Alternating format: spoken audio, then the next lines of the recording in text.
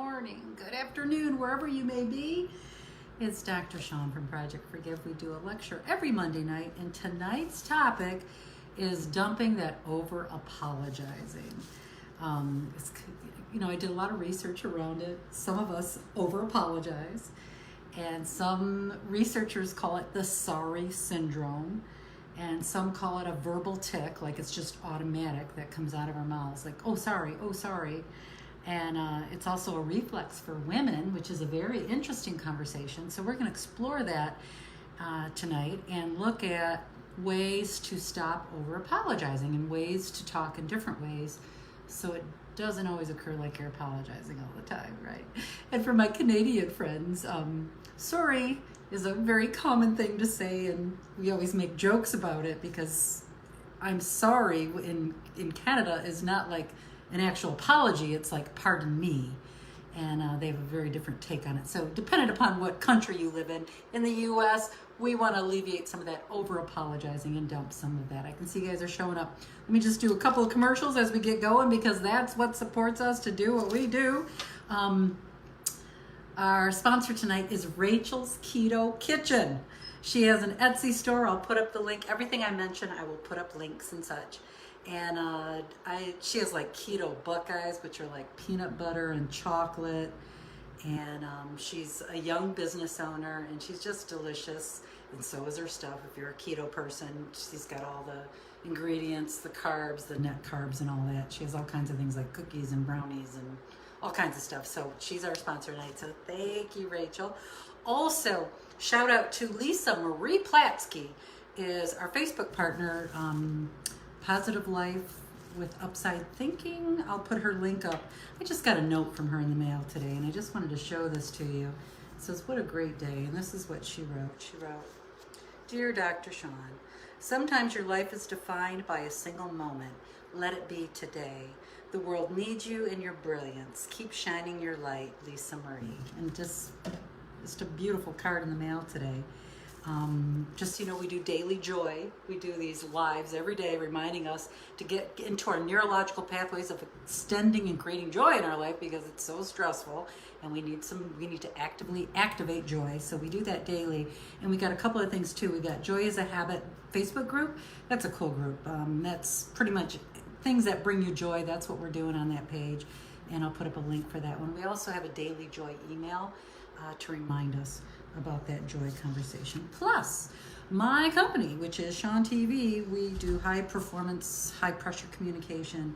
So if you're part of a progressive company that hires virtual presenters like us, we do workshops on communication, unconscious bias, sexual harassment, loyalty, and of course, what we're most known for is forgiveness in the workplace, forgiveness as a leadership tool. Non-religious, non-partisan, more about taking risks as a leader and how quickly can you forgive yourself. That's what we're really known for, and I'll put up a link there. If there's someone in your office, whether it's HR or marketing or leadership development or even employee resource groups, we would love to come to your company. One more thing I want to do before I get going into tonight's lecture. Tonight's lecture is about dumping over apologizing. I can see you guys are showing up. I'll be there in 1 second. I got this in the mail today. And let me find the card that goes with it. Oh, here it is. So, like if you've been paying attention or participating in our joys this week, I'm a big proponent of faking it till you make it. And I've had the last week I've been down in the dumps. It's been crappy, like really straight. Like, what can I do to find some joy? Because so much has been going on, and it's been kind of crappy. And I did 2 lives today already. We got some deer, so as soon as I got some deer, I wanted to share the deer. And then I got this in the mail today. It just really warmed my heart. It says, every day caring thoughts are with you. Look at the front of the card. This is from Joyce Ribashad. I don't know if I'm saying your last name correctly, Joyce. She sent me this in the mail. It says, Dear Mother of Forgiveness. And I was given that name by the father of forgiveness out of India. And before he passed, he told me I was Mother of Forgiveness. I thought that was kind of cool. And she wrote, wishing you whatever brings your spirit comfort and joy. Thank you for bringing daily joy to others. You are a blessing. May the enclosed small gift bring you some joy. Thank you for all that you do. Sincerely, Joyce Robichaud. And I haven't opened it because I wanted to open it here just for fun. Okay. Lecture starting in a minute. If you've never been here before, this is kind of how it looks all the time. Let's see what I got. And one of my love languages is presents. That's why I give away a lot of stuff during our random joy. Oh, she sent me a doily. Look at this. This is hysterical and lovely. I was talking about doilies. Does anybody grew up Polish or grew up with crochet doilies? She sent me some classic, that just, dude, it's just so precious. I grew up with doilies with the lady who raised me, an old Polish lady named Verna Tchaikovsky, and she made homemade noodles and all that, and she always was working on doilies. And I had a doily like 2 weeks ago. My daughter had a doily for something she was doing. I'm like, oh, doilies. So this, thank you so much. That really touches my heart. Wonderful. Okay, I'll come there in a second. Let me just talk a little bit about our topic tonight. So that's all the commercials, all that. Thank you, Joyce. Thank you, Lisa Marie. Thank you, Rachel's Keto Kitchen. All right, and I got lots of notes. Okay. Over apologizing. You know, some of the things I've discovered about this over apologizing conversation is that people lose respect for you if you're over apologizing. That is apologizing all the time. And it's kind of like a way to look at it is over apologizing is similar to over complimenting. You ever met somebody and they just compliment constantly, and then after a while it just doesn't even ring authentic anymore? It's just overdone. That's what can happen with over apologizing. And you may think you're like displaying yourself as a caring, thoughtful person, but you're actually sending a message. You could be sending a message that you're lacking confidence and that maybe you're ineffectual. There's tons of research on this topic, tons and tons and tons and tons. And of course, most of the studies found that women apologize more than men. That's not shocking. That's a lot of it's based on our biology and how women tend to be. I don't want to be stereotypical, and I'm going to be stereotypical. I don't tend to be stereotypical, and I'm going to play in a stereotype. Women are hardwired. We tend to go into the nurturing mode, so taking care of family, empathetic, those kinds of feelings. We tend to do that, so that makes sense to me that we'd be apologizing more. Men apologize less frequently, and you know what the key here is that men and women have a different perception or threshold of what deserves an apology. So like me as a woman, I might experience something as offensive, so I might apologize, and a man with the same circumstance may not think that as offensive and doesn't apologize. So that's pretty significant piece. Also, most of the research points, there's different studies, of course. A lot of it says, though, that women apologize approximately 25% more than men. I think that's very, very interesting. So I'm going to give you some examples. This is what you guys are saying tonight. Let me pick you up and see what you're saying. I see lots of you tonight. Hey, everybody. I'm so glad you're here. Hey, Terry. Sandra's in the house. Rini, Ida, Susan, Pamela. I see you guys. Hi, Ruth. Hi, Tammy, Lynn, and Sabal. Emma, Kathy. Hi, Nancy. Rupika, Carol. Hi, Mirza. It's nice to see you. Yep, I see you, Jose. Andy's in the house. Jeannie, thank you. I'm so glad I'm bringing some hope today. That's lovely. Let's see if anybody's making a comment about over apologizing. Let's see, it's just say mostly people are watching. Wonderful, lots of you are here. Perfect. Hi, Karen. It's nice to see you. Yeah, I know. Isn't that sweet? Aw, I love you too. You guys are very, very precious. Let's see if you're saying anything about over apologizing. Hi, Jody. Okay, not yet. All right, so let me go back to my conversation or lecture on over apologizing. You know, one of the things about over apologizing is that it can be anxiety induced. So it can be a way that you manage your emotions, your fear, your discomfort, your nervousness, your worry, your codependency. And so then this verbal tick of I'm sorry will come out of your mouth. And there's many ways that we apologize when it's not necessary. So let me point some of these out, and I'm going to give you some ideas, okay?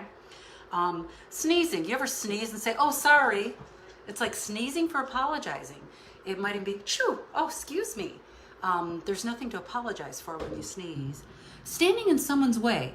Have you ever like been in an area where people are coming and someone's coming towards you and it's going to be close and you just like, oh, sorry, and you physically move?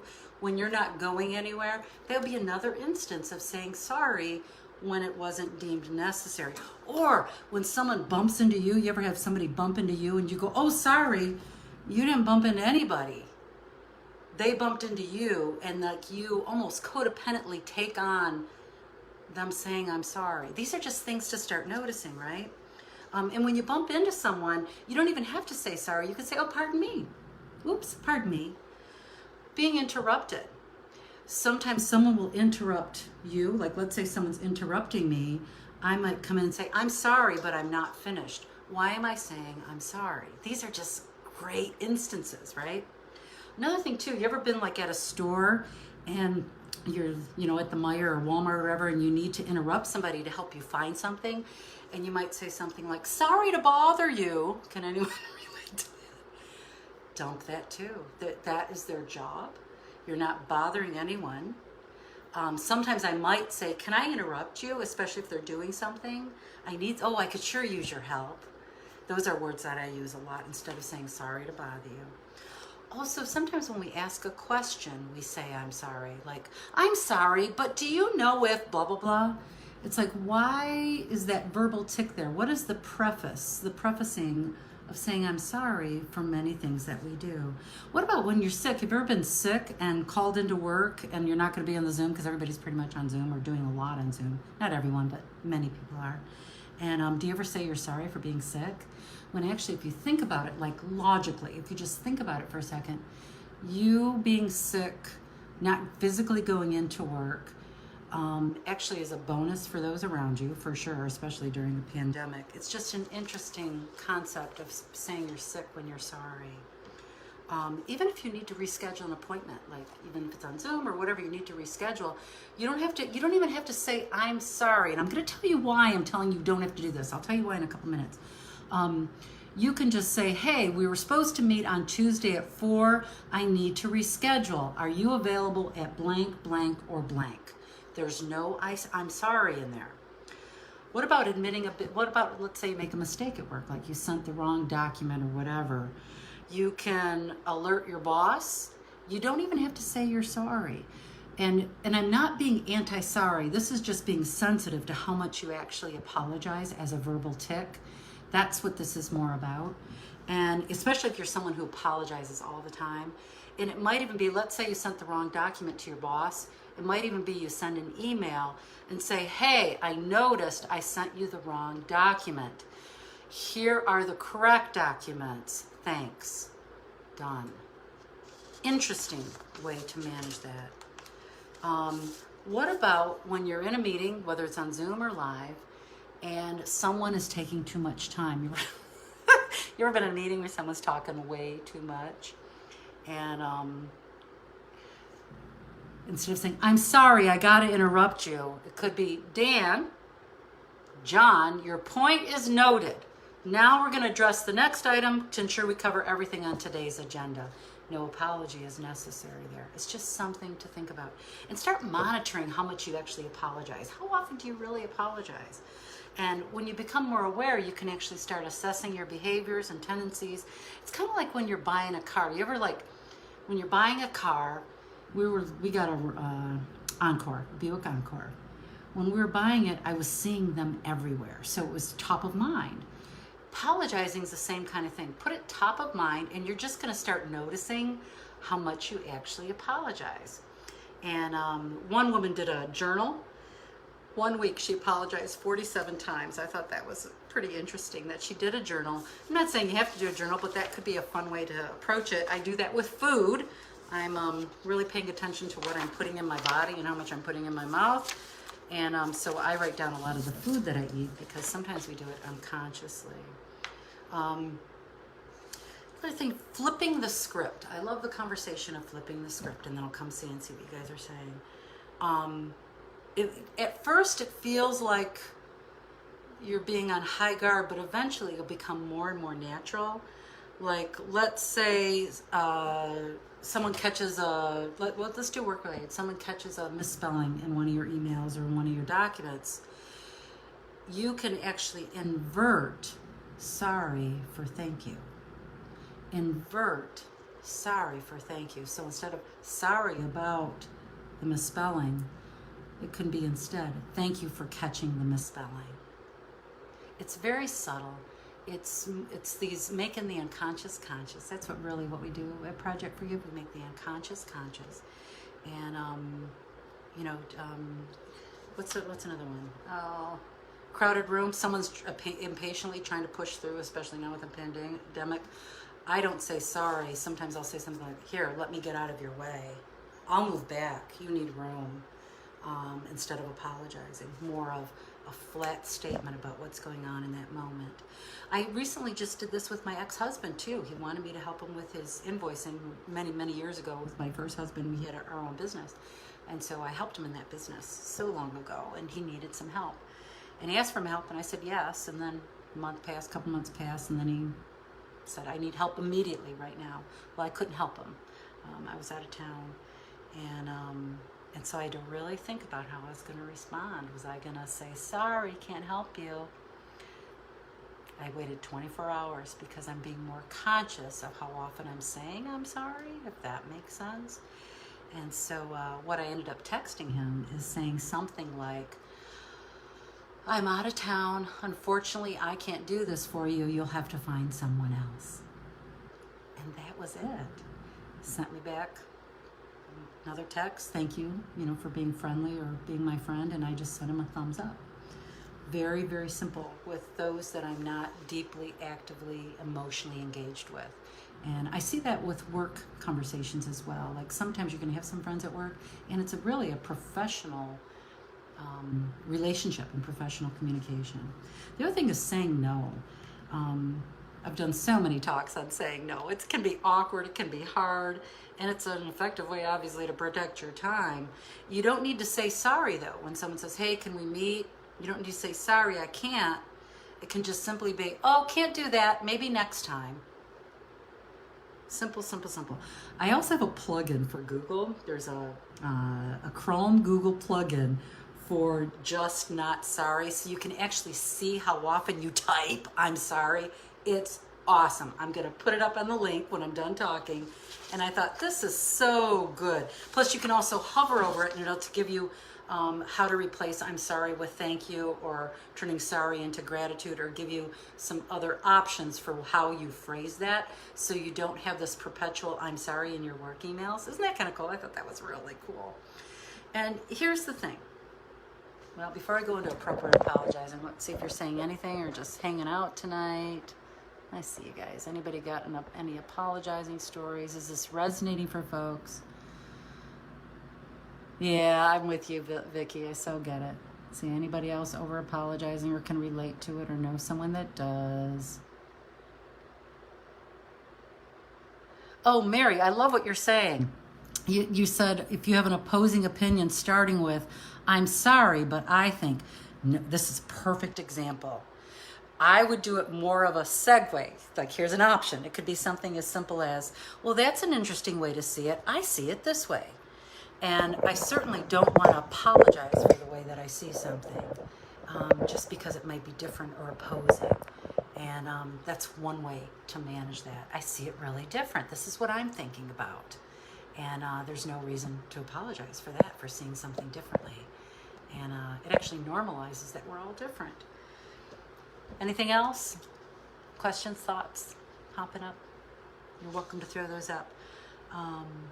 Appropriate apologizing. Here's why appropriate apologizing is so important. Is I really see apologizing like a real apology is an act of intimacy.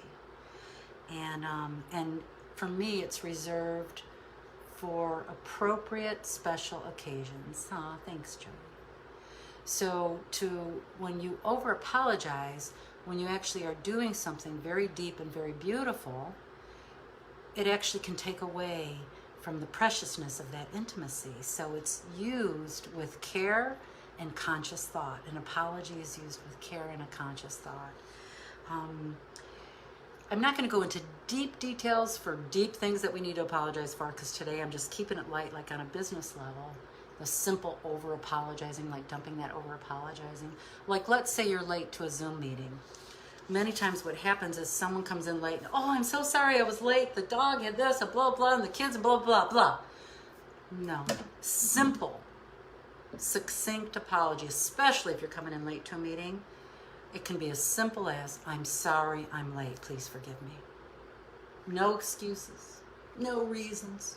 We don't need to know about your dog. None of that is important. The important piece is people have already started something, they're already in check, already doing something. You interrupted, and the most professional in communication skills and leadership can be to make that as succinct as possible so there's less interruption for that meeting. Does that make sense? Yeah, see you guys are there. What else? I think that's it. Anything that needs to be said? I love this conversation. It's not something that we particularly pay a lot of attention to, that over apologizing. It comes up. So yeah, that was it. So I do this every Monday with some kind of a topic. Next week is going to be making peace with your past. And it's funny, I just got this book. I'll let you know what I think. I just got this, Daughter Detox. I think it's showing up backwards on yours. This is for those of us that grew up with mothers that didn't love us, that had a hard time expressing love. And I've been working on my mother relationship for my 56 years. And my mother recently passed, and I probably had the best year of my life with her this last year. She passed in January. And I'm just so committed to keep uncovering the depth of my relationship with my mother, and being able to see how much she did love me and just could not express it, and just had such a hard time with our generational history of abuse. And so making peace with the past is something I'm consistently doing, so I'm looking forward to that topic next week. If you find this broadcast helpful, please share it. It deeply supports us with our partners and helps keep a lot of our services free, which is very cool. Big shout out to Rachel's Keto Kitchen and Upside Thinking. I'll put those links up. And topics or ideas, please share. Message me here, any topic that's coming up. It's in the realm of communication, and it's all about how do we have conversations to bring us closer together rather than divide us apart. Closer together rather than divide us apart. Aw, Sandra, thank you for that. Big love. Okay, guys, I'll see you next time, okay? Have an amazing, amazing holiday. I'm sure I'll see you by Thanksgiving. And keep very, very safe. Wear your mask. Keep safe. Social distance. Okay, big love. Talk to you soon.